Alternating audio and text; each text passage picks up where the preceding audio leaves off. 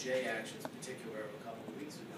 But as Larry said, after 2 lost decades, which have been characterized by prolonged deflation and Japan's disappearance basically from the global economy, and in fact, I'd say, other than kind of large-scale sort of corporate bankruptcies and scandals, you know, the country's been conspicuous by its absence, given the fact that it's such a large percentage of the global economy.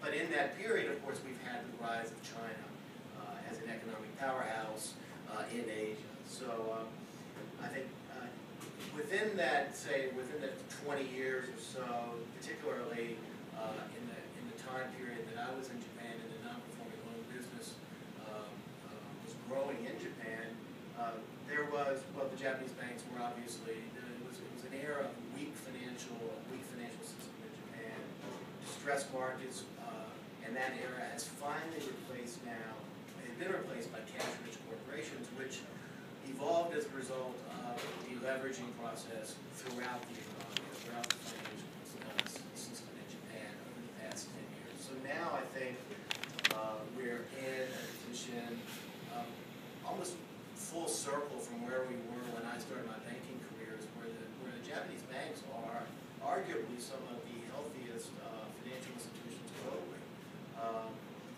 In that same period, as a result of what I like to jokingly refer to as the suits on the ground, in Japan we were Merrill, Morgan, Bear, all the banks were there, the rating agencies were there, and you know, we really did help introduce sort of the securitization mindset towards looking at real estate. The J-REITs, which stands for Japan, Japanese REITs obviously, they started in the early 90s. It's about a $10 trillion market these days. The Japanese CMBS market, which I was involved with in the early stages, took off phenomenally well.